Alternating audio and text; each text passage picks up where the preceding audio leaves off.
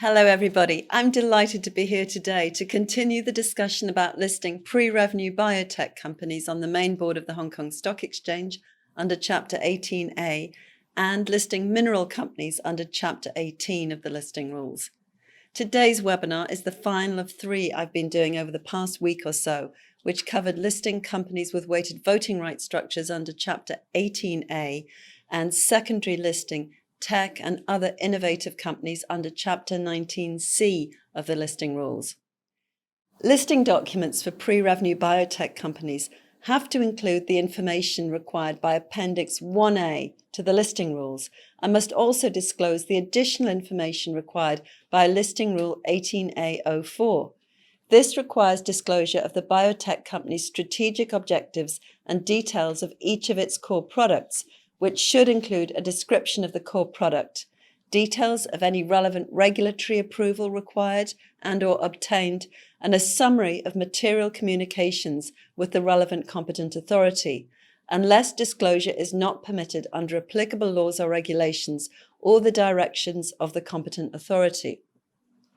Disclosure is also required of the stage of research and development reached for each core product and the requirements and likely timeframe for each core product to reach commercialization. Listing documents must also include all material safety data, including any serious adverse effects, and a description of the immediate market opportunity for each core product if it proceeds to commercialization, and any potential increased market opportunity in the future. Details of patents granted, registered and applied for have to be disclosed, unless it can be shown that this would require the disclosure of highly sensitive commercial information or an appropriate negative statement. The company's material rights and obligations under applicable licensing agreements need to be disclosed for in-licensed products. Where regulatory approval has been granted for a biotech company's core products, its listing document must state that there have been no material, unexpected or adverse changes since the date of regulatory approval. Any material changes must be prominently disclosed. The listing document must also include information on the biotech company's R&D experience, including the expertise and experience of its key management and technical staff, and details of any collaborative development and research agreements entered into by the listing applicant. Details of the directors and senior management's experience in R&D, manufacturing and commercialization of biotech products are required to be included in the listing document.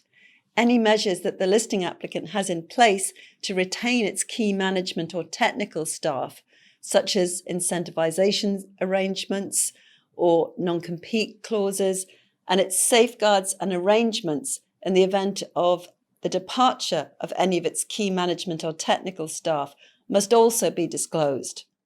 Listing applicants have to disclose any legal claims or proceedings that may influence their research and development for any core product. Disclosure of general and specific risks is also required.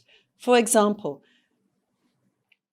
the potential risks in clinical trials, risks associated with the approval process for core products, the extent to which the business depends on key individuals and the impact of the departure of key management or technical staff on the listing applicant's business.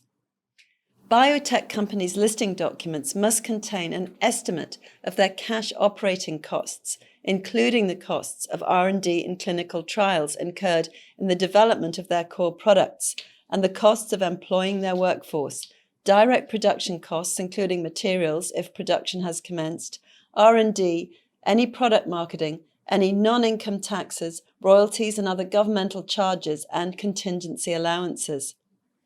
Biotech companies are required to set out the components of their cash operating costs separately by category, explain the reason for any departure from the list of items to be included under cash operating costs, and discuss any material cost items that should be highlighted to investors. Listing Rule 1804 also lists a number of other matters, such as project risks arising from environmental, social and health and safety issues, and compliance with host country laws, which should be disclosed if they're relevant and material to the biotech company's business. If a listing applicant has obtained an expert technical assessment, that assessment should be included in the listing document if relevant. The exchange also requires listing documents to include a prominent warning statement that the company's core products may not ultimately be successfully developed and marketed. The Hong Kong Exchange issued a new guidance letter, GL 10720, Disclosure in Listing Documents for Biotech Companies, on the 30th of April 2020, following a review of how Chapter 18 was operating and reflecting comments received from various parties on how disclosure for pre-revenue biotech companies can be improved. The guidance letter supplements the guidance applicable to all companies listing on the exchange, set out in Guidance Letter 8616. That's the guide on producing simplified listing documents.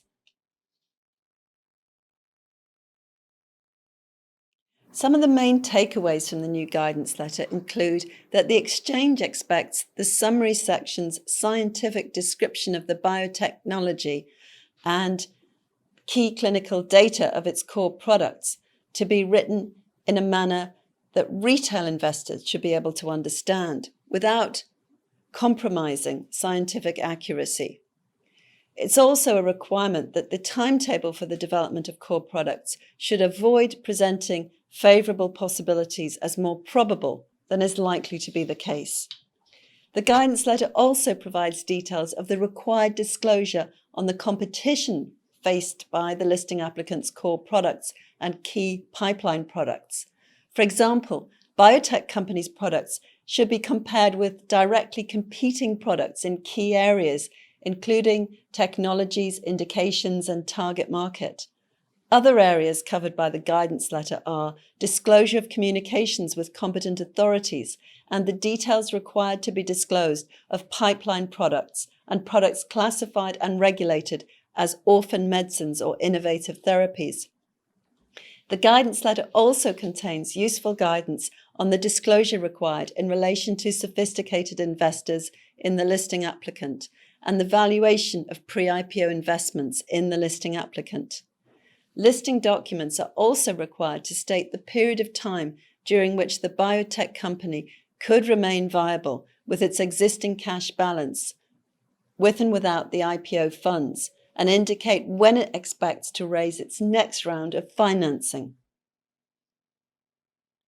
Biotech companies are required to include details of their R&D activities for the relevant period in their annual and half-year reports. This should provide details of the key stages for each of its core products under development to reach commercialization and an indication of the likely timeframe for each core product to reach commercialization. A summary of the company's expenditure on R&D activities is also required. Financial reports are also required to include a prominently disclosed warning that a core product may not ultimately be successfully developed and marketed. Where the exchange considers that a biotech company has insufficient operations and assets to warrant its continuing listing as required by Listing Rule 1324, it can suspend dealings in its shares or cancel its listing under Listing Rule 18A09. The exchange can also give a company up to 12 months to comply with Listing Rule 1324, after which its listing will be cancelled if it's still in breach. Listed biotech companies require the exchange's consent for any acquisition, disposal, or other transaction or arrangement, or a series of such transactions that would result in a fundamental change to the company's principal business activities as described in its listing document. Stock names of listed biotech companies have the marker B at the end of their name. Once a biotech company listed under Chapter 18A is able to satisfy the financial eligibility tests under Listing Rule 805, the requirements of Chapter 18A in relation to sufficiency of operations, prior stock exchange consent for transactions resulting in a material change in the company's business, and the stock marker requirement cease to apply.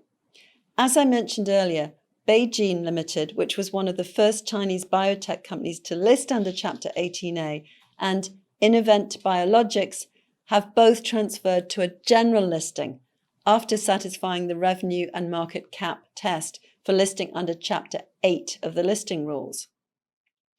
Impact of COVID-19. The outlook for pre-revenue biotech companies has been upbeat against a background of COVID-19, and there have been reports of strong market debut gains. The Hong Kong Stock Exchange's data suggests that the 21 biotech companies listed under Chapter 18A have gained about 61% on their IPO prices on average, and around 36% on average on a year-to-year basis.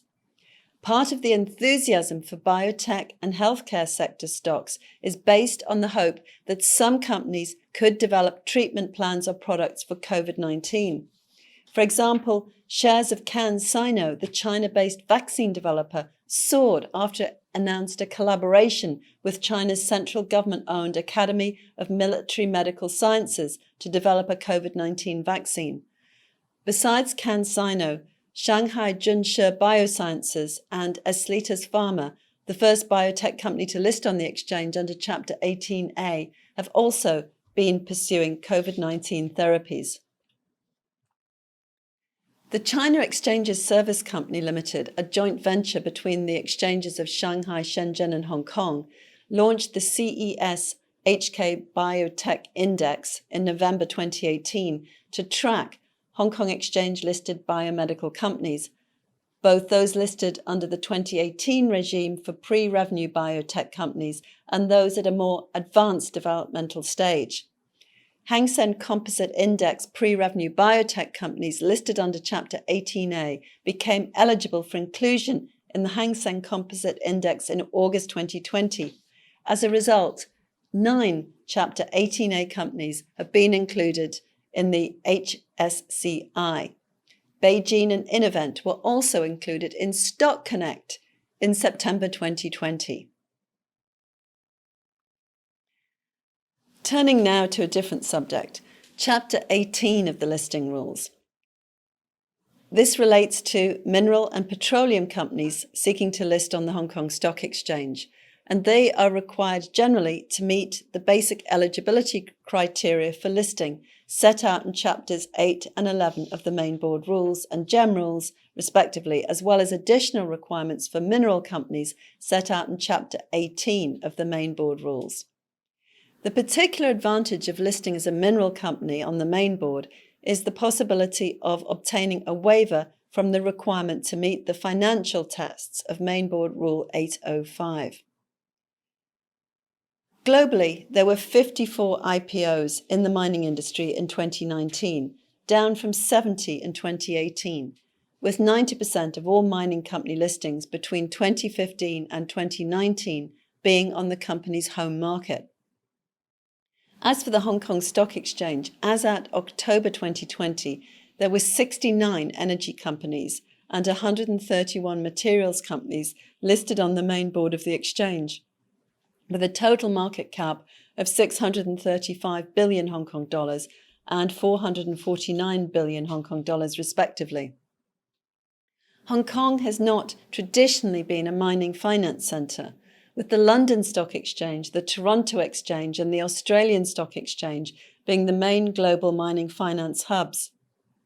However, following the clarifications and updates to Chapter 18 back in 2010, Hong Kong has attracted a number of mineral companies listing, including secondary listings, totaling 31 in 2010 and 2011. This could be attributed to the mainland's growing demand for natural resources and, of course, Hong Kong's proximity to the mainland's markets. Examples of listing include Vale, the world's largest iron ore producer, UC Rusal, the world's largest aluminium producer, Mongolian Mining Corporation, a producer of coal used in steel production, Glencore, a Swiss-based commodities trader. The success of these listings has, however, been mixed, with 3 of those 5 subsequently delisting: Vale in 2016, Kazakhmys and Glencore in 2018. 2018 then saw a surge in listings on the exchange in this sector, with 3 listings by metal and mining companies: Shandong Gold raising 5.4 billion Hong Kong dollars, Jiangxi Ganfeng Lithium raising 3.1 billion Hong Kong dollars, and FSM Holdings raising 132 million Hong Kong dollars. This compares to only 4 listings of metals and mining companies in Hong Kong between 2014 and 2017, with combined proceeds of 1.51 billion Hong Kong dollars. Hong Kong's renewed popularity can be attributed to the tightening regulation on capital outflow in mainland China, which has made it more challenging for mining companies to invest in overseas assets. Xinyi Energy Holdings Limited, then listed on the Hong Kong Exchange in 2019, raising 3.9 billion Hong Kong dollars, the 5th largest Hong Kong IPO in the third quarter of 2019. However, of mainboard IPO applications in the third quarter of 2019, only 2% were from the energy and natural resources sector. So what exactly is the definition of a mineral company under the Hong Kong listing rules? Well, the listing rules apply to this definition mineral companies, which are new listing applicants whose major activity, whether directly or through subsidiaries, is the exploration for and/or extraction of natural resources, which include minerals or petroleum. A major activity is one representing 25% or more of the total assets, gross revenue, or operating expenses of the applicant and its subsidiaries. Although the definition doesn't refer specifically to production activities such as smelting, the consultation conclusions on new listing rules for mineral companies published by the exchange back in 2010 said that other exchanges interpret the term extraction to include production, and that companies engaged in extraction and production may qualify as mineral companies under the rules. Companies involved solely in production or processing may, however, only be eligible for listing under Chapter 8 of the Main Board Rules or Chapter 11 of the GEM Rules. And existing listed companies that complete a major transaction, that's 25% or more of existing activities or above, involving the acquisition of mineral or petroleum assets, would also fall within the definition of mineral companies. So let's take a look at the eligibility criteria for mineral companies under Chapter 18. First, we'll briefly go through the key listing criteria and then move on to the additional eligibility criteria.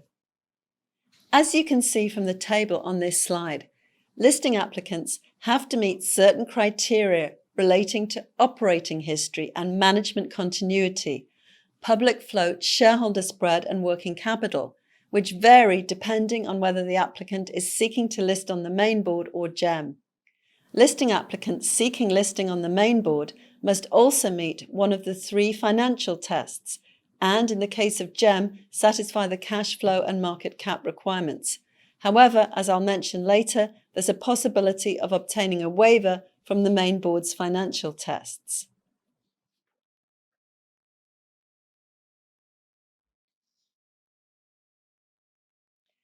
Turning now to the additional listing conditions, disclosure requirements, and continuing obligations imposed by Chapter 18 on mineral companies.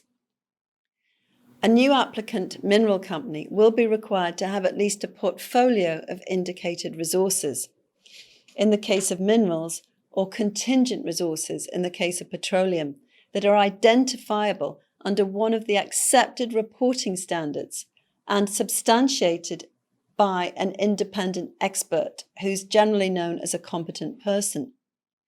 The definition of indicated resources is based on the definition of indicated mineral resources in the Australasian Code for Reporting of Exploration Results, known as JORC, and that of contingent resources is based on the same definition in the Petroleum Resources Management System, PRMS. The portfolio is also required to be meaningful and of sufficient substance to justify a listing. We've been told informally that this requirement will be satisfied in the case of a main board listing applicant if the market capitalization requirement will be met at the time of listing. Early stage exploration companies are thus not eligible for listing. A new applicant mineral company must be able to demonstrate that it has the right to actively participate in the exploration for and/or extraction of resources, either through control over a majority by value of the assets in which it's invested, together with adequate rights over the exploration for and/or extraction of resources. This will normally be interpreted as an interest of more than 50% by value. Companies must also disclose full details of their exploration and/or extraction rights, or adequate rights arising under arrangements acceptable to the Hong Kong Stock Exchange, which give it sufficient influence in decisions over the exploration for and/or extraction of the resources, which the exchange ordinarily expects to be at least a 30% interest, corresponding with the level of controlling interest under the listing rules. Other arrangements where a company has an interest below 30% but actively operates mining projects may be considered by the exchange, depending on the facts and circumstances of the particular case. Generally, arrangements which may be acceptable include joint ventures, production sharing contracts, or specific government mandates. The Hong Kong Stock Exchange said in its consultation conclusions that it would adopt a purposive approach to determining what is appropriate in specific circumstances and places the onus on applicants to demonstrate the adequacy of their rights and sufficiency of influence. A new applicant mineral company that can't satisfy the profits test, the market cap revenue cash flow test, or the market cap revenue test of Main Board Rule 805 may be accepted for listing if it establishes to the exchange's satisfaction that it fulfills three conditions. The first is that a mineral company seeking an exemption from the financial eligibility tests of Main Board Rule 1805 must demonstrate a clear path to commercial production. This is not in the listing rules, but it was in a listing decision, and the stock exchange has been applying this rule in practice. Guidance Letter 5213 now says explicitly that to demonstrate a clear path to commercial production, the company must have conducted exploration and/or development activities on some or all of its mining assets during part or all of the track record period. These assets are defined as pre-production mining assets. This means that if all its mining assets were under production throughout the track record period, it would not be able to satisfy this condition and must instead satisfy the requirements of Stock Exchange Listing Rule 805. The pre-production mining assets must comprise a meaningful portfolio in terms of quality and quantity of the company's resources and reserves, and there must be presented a detailed plan with reasonable assumptions to achieve profitable commercial production with respect to the pre-production mining assets. The exchange will assess the feasibility of the plan by considering certain factors. The life of the mine with the pre-production mining assets and the project payback period. The development production stage of the pre-production mining assets. The competent person's view on the adequacy and reasonableness of the applicant's mine plan, production schedule, and/or pre-feasibility study. The commodity price and demand for the applicant's products, such as the binding commitments they may have from existing or potential customers. An estimate of cash operating costs and cost of proposed exploration or development. Feasibility of future fundraising other than the IPO required to bring the project to production, and the level of certainty as to whether the necessary mining permits and licenses will be obtained. The second condition that must be satisfied for the exemption from the financial requirements to be available is that the directors and senior management, taken together, must have a minimum of 5 years' experience relevant to the exploration and/or extraction activity that the mineral company is pursuing. Details of that experience must be included in the applicant's listing document. Where the directors or manager's experience in commodities or minerals is different from the applicant's operations, the exchange will consider whether the skills are transferable to the company's mining activities, and the directors or managers' academic and professional qualifications, significant mining-related achievements or awards, and contribution to the mining industry and/or mineral companies. A note to Rule 1804 also says that a company relying on Rule 1804 must demonstrate that its primary activity is exploration for and/or extraction of natural resources. This doesn't have to be its sole activity, but should be its main business activity. There's no equivalent waiver from the GEM rules requirement for cash flow from operating activities of at least 30 million Hong Kong dollars over the 2 preceding years. The Hong Kong Exchange may, however, waive the 2-year trading record requirement if satisfied that the directors and senior management have a minimum of 5 years relevant experience. The cash flow requirement must, however, be met for the shorter trading record period. A new applicant mineral company must include in its listing document a report on its resources and reserves prepared by a competent person. The competent person's report has to have an effective date less than 6 months before the date of the listing document, and the applicant's listing document must include a statement that no material changes have occurred since the date of the competent person's report. If there are material changes, these must be prominently disclosed. The statement of no material changes must be made either by the competent person or the listing applicant. Given the considerable burden and impracticality of requiring an applicant to include in its listing document a competent person's report for each and every resource, irrespective of its size, stage of development, etc., the Exchange has previously granted waivers to allow certain listing applicants to exclude part of their mining assets from the competent person's report. Waivers have been granted where the excluded projects were not material to the applicant's portfolio of mineral or petroleum resources and where the applicant demonstrated that the necessary information for the preparation of a competent person's report was not available. For example, the mine was at an early exploration stage, or the company didn't have the necessary information on the relevant entities or businesses which it planned to acquire or had the option to acquire. Where the necessary information for preparation of a competent person's report is available, it must be included in the report, and a waiver will only be granted from the competent person's report requirement in special circumstances. For example, the Hong Kong Exchange has previously granted a waiver to an applicant to exclude a mine from the competent person's report as the applicant had no intention or plan to develop the mine due to its insignificant size and lack of commercial value. Where a waiver is granted, applicants will have to disclose relevant material information in the listing document, including the proposed terms of acquisitions, location and size of the excluded projects, expected mineral quality, proposed purchase consideration, and expected development costs, in order for investors to assess the potential of the excluded projects and the likely benefit of the acquisitions.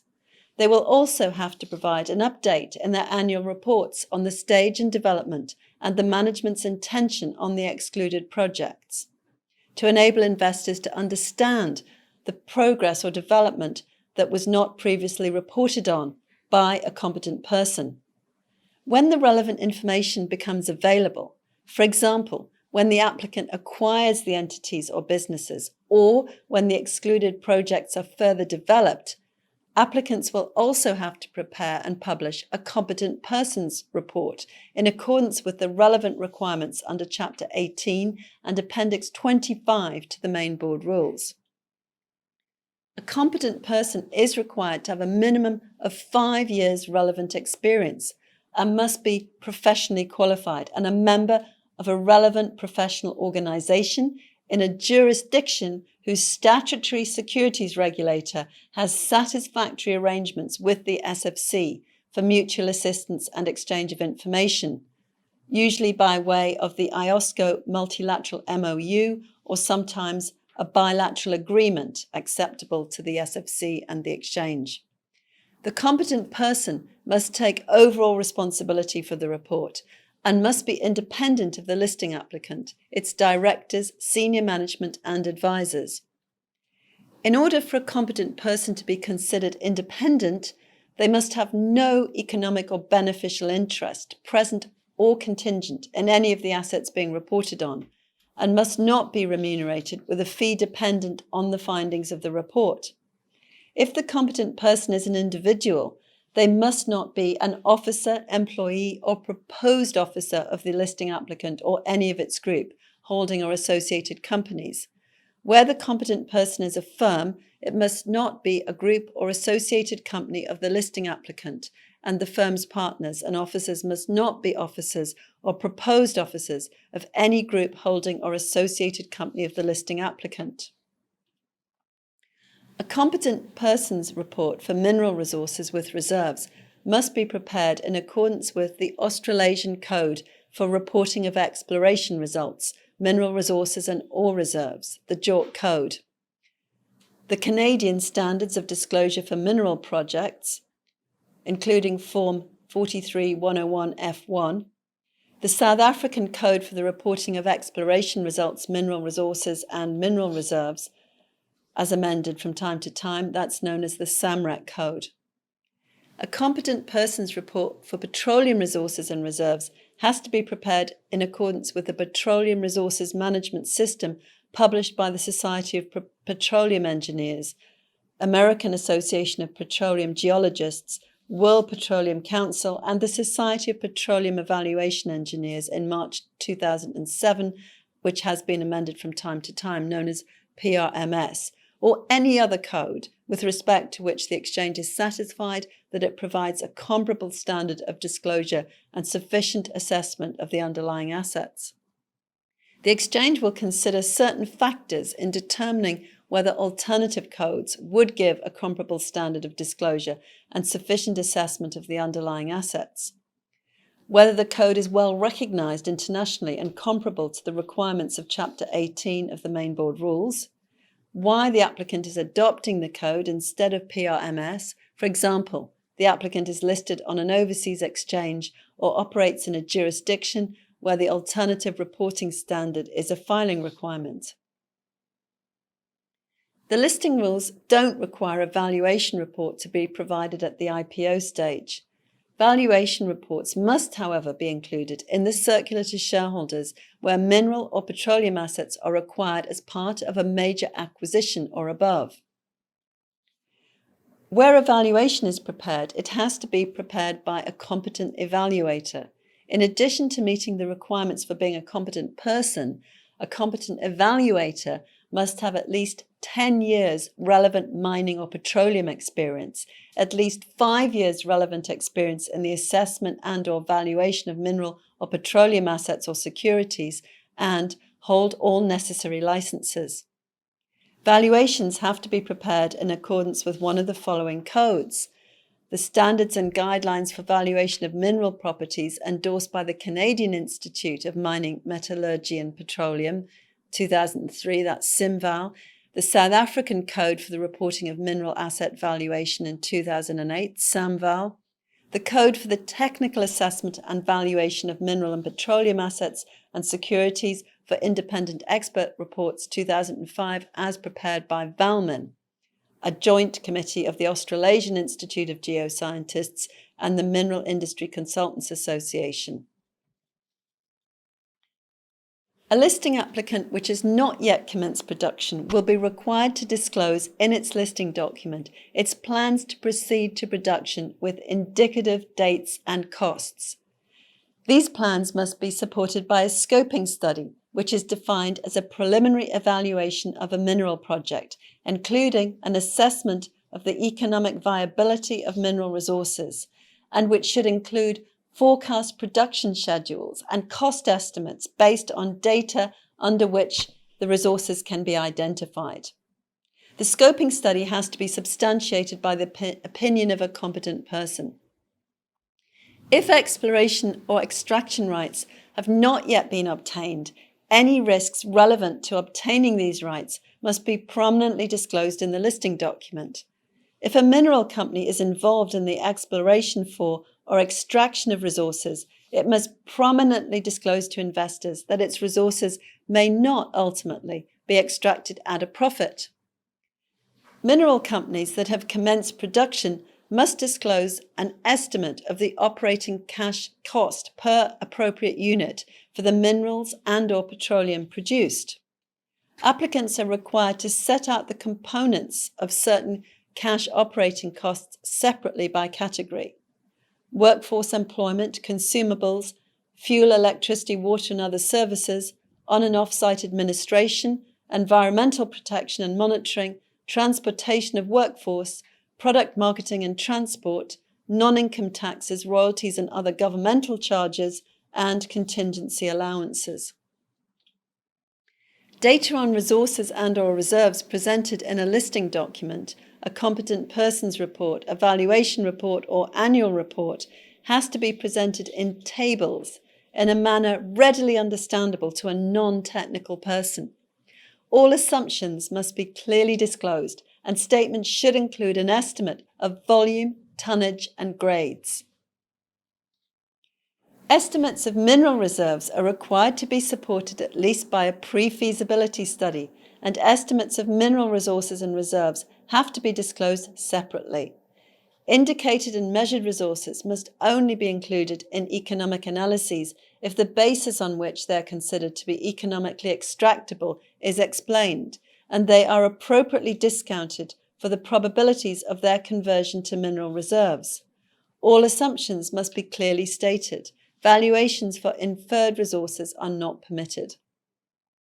The methods used to determine commodity prices used in pre-feasibility studies, feasibility studies, and valuations of indicated resources, measured resources, and reserves must be clearly explained, together with all material assumptions and the basis on which those prices represent reasonable views. If a contract for future prices of mineral reserves exists, the contract price must be used. For forecast valuations of reserves and profit forecast, sensitivity analyses to higher and lower prices should be supplied, and all assumptions have to be clearly disclosed. Appendix 25 to the Main Board Listing Rules sets out the information that has to be included in a competent persons report for mineral companies involved in the exploration for and/or extraction of petroleum resources and reserves. This information disclosed on petroleum resources and reserves has to be disclosed under either PRMS, as modified by Chapter 18 and Chapter 18A, or under any other code which the Exchange accepts as providing a comparable standard of disclosure and sufficient assessment of the underlying assets. That's Main Board Rule 1832 and Gem Rule 18A32. There are certain additional requirements which apply. If estimates of reserves are disclosed, the method and reason for choice of estimation has to be disclosed. That's the deterministic or probabilistic methods as defined in PRMS. Where the probabilistic method is used, the underlying confidence levels applied must be stated. If the net present values attributable to proved reserves and proved plus probable reserves are disclosed, they should be presented on a post-tax basis at varying discount rates, including a reflection of the weighted average cost of capital or minimum acceptable rate of return that applies to the entity at the time of evaluation, or a fixed discount rate of 10%. There are circumstances under which the Hong Kong Exchange will allow presentation of NPVs on a pre-tax basis. That's where the disclosure is required or allowed under a widely adopted reporting standard and is in line with disclosure made by comparable listed companies. Proved reserves and proved plus probable reserves must be analysed separately, and principal assumptions, including price, cost, exchange rate, and effective date, and the basis of the methodology has to be clearly stated. If the NPVs attributable to reserves are disclosed, they have to be presented using a forecast price as a base case or using a constant price as a base case. The bases for the forecast case have to be disclosed. The constant price is defined as the unweighted arithmetic average of the closing price on the first day of each month within the 12 months before the end of the reporting period, unless prices are defined by contractual arrangements. The basis on which the forecast price is considered reasonable must be disclosed, and mineral companies have to comply with Rule 1835 regarding the provision of sensitivity analyses. If estimated volumes of contingent resources or prospective resources are disclosed, relevant risk factors have to be clearly stated. Economic values must not be attached to possible reserves, contingent resources, or prospective resources. However, in the past, the exchange has granted a waiver for disclosure of economic values of possible reserves, contingent resources, or prospective resources.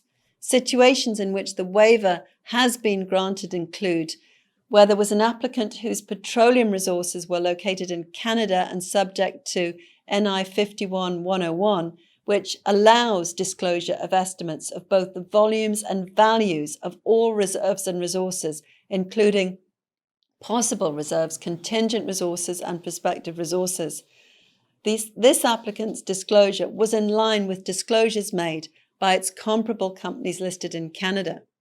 And in a case where the existence of the company's petroleum resources, oil sand, was more certain than typical petroleum resources such as oil, mainly because of the abundance of oil sand in the area where it operated and the recoverability being largely within the applicant's control, as it was mainly dependent on the applicant's commitment to develop them. And where an estimate of future net revenue is disclosed, there has to be a prominent disclosure that the estimated values do not represent fair market value. There are some additional disclosure requirements, and these include the nature and extent of the company's prospecting, exploration, exploitation, land use and mining rights, and a description of the properties to which those rights attach, including the duration and other principal terms and conditions of the concessions and any necessary licenses and consents. Details of material rights to be obtained also have to be disclosed. A statement of any legal claims or proceedings that may have an influence on the company's rights to explore or mine. A statement of specific and general risks, which should be prepared having regard to Guidance Note 7 to the Main Board Rules, on suggested risk assessment with all material risks mentioned in the CPR disclosed in the Risk Factors section of the listing document. If relevant and material to the mineral company's business operations, information on project risks arising from environmental, social and health and safety issues, any non-governmental organization impact on sustainability of mineral and/or exploration projects, compliance with host country laws, regulations and permits, and payments made to host country governments in respect of tax, royalties and other significant payments on a country-by-country basis. Sufficient funding plans for remediation, rehabilitation and closure and removal of facilities in a sustainable manner. Environmental liabilities of its projects or properties, its historical experience of dealing with host country laws and practices, including management of differences between national and local practice, its historical experience of dealing with concerns of local governments and communities on the sites of its mines, exploration properties and relevant management arrangements, and any claims that may exist over the land on which the exploration or mining activity is being carried out, including any ancestral or native claims. Guidance Letter 5213 introduced additional specific disclosure requirements for the listing document and competent persons report. The rules also impose an obligation on any sponsor appointed to or by a new applicant mineral company to ensure that the competent person and/or competent evaluator meets the requirements of Main Board Rule Chapter 18. A competent persons report or valuation report can contain disclaimers of sections or topics outside their scope of expertise in which the competent person or competent evaluator relied upon other expert opinions. Disclaimers cannot, however, apply to the report in its entirety. These reports must also prominently disclose details of all indemnities provided by the company. Indemnities for reliance placed on information provided by the company and third-party experts are generally considered acceptable. Indemnities for fraud and gross negligence are not acceptable on the whole. Mineral companies are required to include in their half-yearly and annual reports after listing details of their exploration, development and mining production activities and a summary of expenditure incurred on these activities during the period under review. If there's been no exploration, development or production activity, that fact has to be stated. However, to the extent that there are material changes in funding requirements or exploration activity, companies have to update shareholders immediately under the existing general disclosure requirements. Mineral companies have to provide an annual update of their resources or reserves in their annual reports. These updates have to be prepared in accordance with the accepted reporting standard under which they were previously disclosed. The annual updates are not required to be supported by a competent persons report and so can be prepared by the company's own internal experts.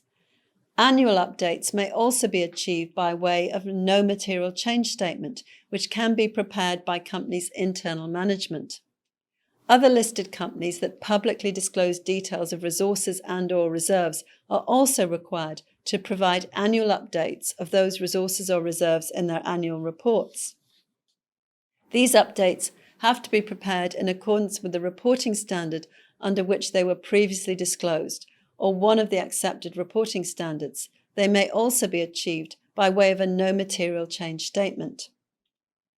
A mineral company which proposes to acquire or dispose of assets which are solely or mainly mineral or petroleum assets as part of a major transaction, that's 25% or more of existing activities or above, has to comply with the requirements for notifiable transactions of Main Board Chapter 14, and, if relevant, the requirements for connected transactions of Main Board Chapter 14A. They have to prepare a competent persons report, which must form part of the circular to shareholders on the resources or reserves being acquired or disposed of as part of the transaction. In the case of a major or larger acquisition, they have to produce a valuation report, which also has to be part of the circular to shareholders, and it has to cover the mineral or petroleum assets being acquired. And they also have to comply with the requirements of Main Board Rules 18052 to 18056. In relation to the assets being acquired, these rules require the inclusion of a statement of no material adverse change since the date of the competent persons report, a description of the nature and extent of exploitation and mining rights, and disclosure of specific and general risks. Other listed companies, that's non-mineral companies, that propose to acquire assets which are solely or mainly mineral or petroleum assets as part of a relevant notifiable transaction also have to comply with the requirements I've just outlined. On completion of the transaction, the listed company will then be treated as a mineral company unless the Hong Kong Exchange determines otherwise. The Exchange can dispense with the requirement to produce a new competent persons report or a valuation report if the company already has a competent persons report or valuation report that complies with Rules 1818 to 1834 and is not more than 6 months old. Prior written consent has to be obtained from the competent person or competent evaluator before a company can include their reports in the listing document or circular for a relevant notifiable transaction, regardless of whether the person or firm is retained by the listing applicant or listed company.